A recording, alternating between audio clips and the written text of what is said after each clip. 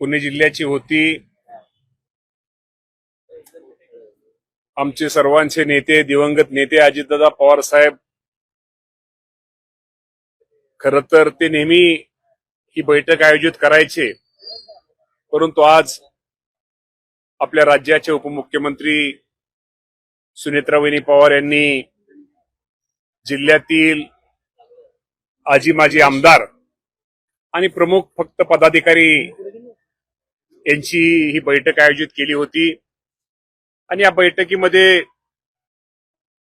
या जिल्ह्यातील पक्ष संघटना मजबूतीकरण आणि पक्षाच्या कार्यकर्त्यांना निश्चित प्रकारे त्याला न्याय कसा देता येईल आणि ही संघटना हा जिल्हा म्हणजे अजितदादा पवार साहेबांना मानणारा हा पुणे जिल्हा असल्यामुळं आज या बाबतीमध्ये पहिल्यांदा संघटनेबाबतीमध्ये प्रत्येक तालुकावाईज चर्चा झाली आणि त्यानंतर आपल्याला माहिती आहे की विधान परिषदेची निवडणूक ही आता लागलेली आहे आणि त्या बाबतीत या संदर्भामध्ये सुद्धा चर्चा झाली आणि आम्ही जे इच्छुक उमेदवार आहेत त्या सगळ्यांची चाचपणी वहिनींनी स्वतः केली आणि या बाबतीमध्ये आमच्या सगळ्या प्रमुखांनी आम्ही सर्वांनी एकमताने निर्णय घेतला की सुनेत्रा वहिनी जो उमेदवार देतील तो आम्ही मान्य करायचा।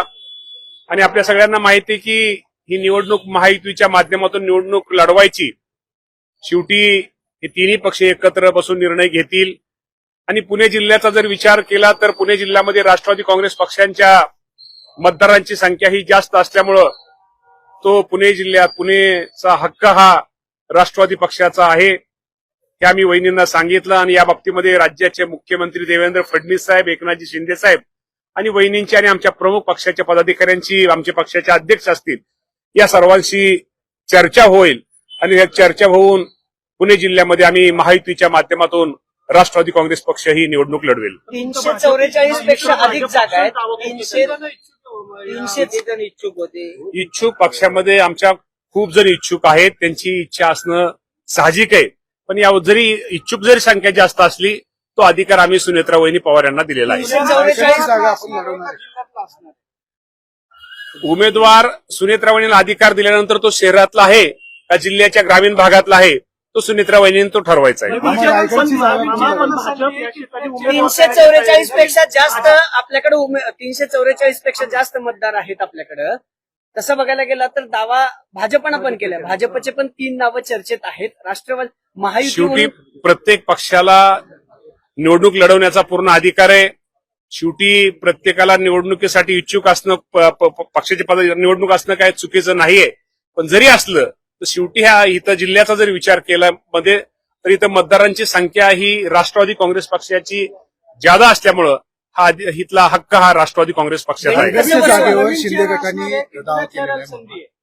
रायगडच्या जागेवर शिंदे गटांनी दावा। ठीक आहे, या बाबतीमध्ये मी तुम्हाला मगाशी सांगितलं, या बाबतीमध्ये रायगडचा असू दे किंवा राज्यातला कुठला निर्णय असू द्या, हा निर्णय हा वरिष्ठ महायुतीचे आमचे सगळे जे प्रमुख आहेत तो निर्णय घेतील, परंतु ही पुण्याची जागा ही राष्ट्रवादी काँग्रेसला मिळेल। परभणीवरून एक अफवा 7-12 असल्याशिवाय पेट्रोल दिलं जाणार नाही।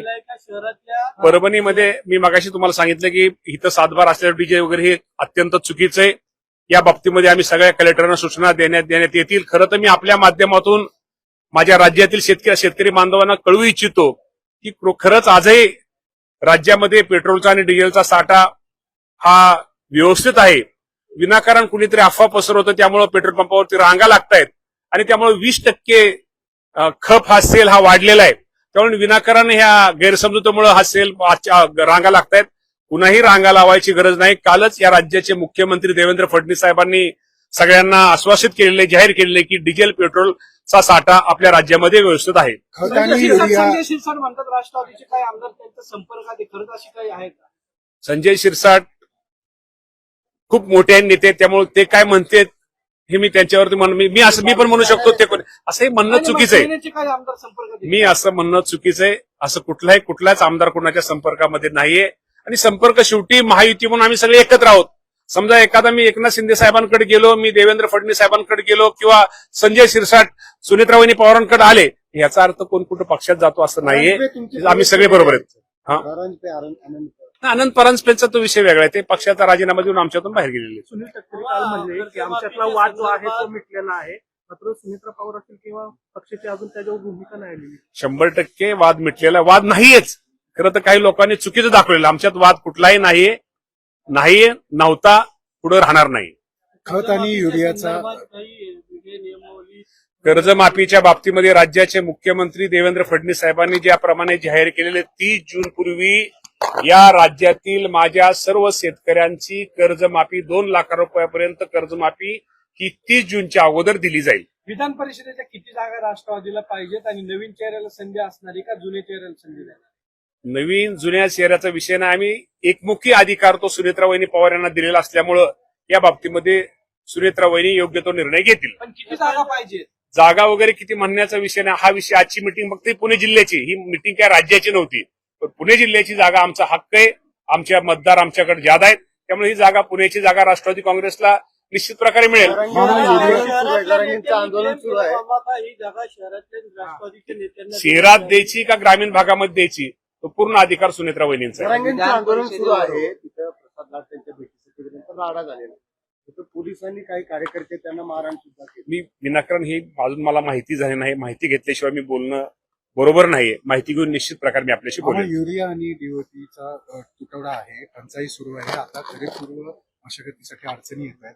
या संदर्भात काय नियोजन? या बाबतीमध्ये आम्ही नियोजन शेतकऱ्यांना ही अडचण येणार नाही यासाठी नियोजन केलेलं आहे. आम्ही आपले दुकानदार असतील किंवा ह्याच्यावरती असतील, आम्ही सगळेच आमचे तिथं आम्ही तपासणी ही मोठ्या प्रमाणात सुरू केलेली आहे. आणि या बाबतीमध्ये निश्चित प्रकारे जे आवंटन केंद्र सरकारने आपल्याला मंजूर केलेलं आहे, त्यातलं ते जे आवंटन आपण ताबडतोब आपल्याला कसं मिळेल यासाठी केंद्र सरकारकडे या राज्याचे कृषी मंत्री शिवराज सिंग चौहान साहेब यांच्याकडे आमच्या सगळ्यांचा पाठपुरावा चालू आहे. त्यामुळं आपल्याला शेतकऱ्याला अडचण येणार नाही ही आम्ही काळजी घेतोय.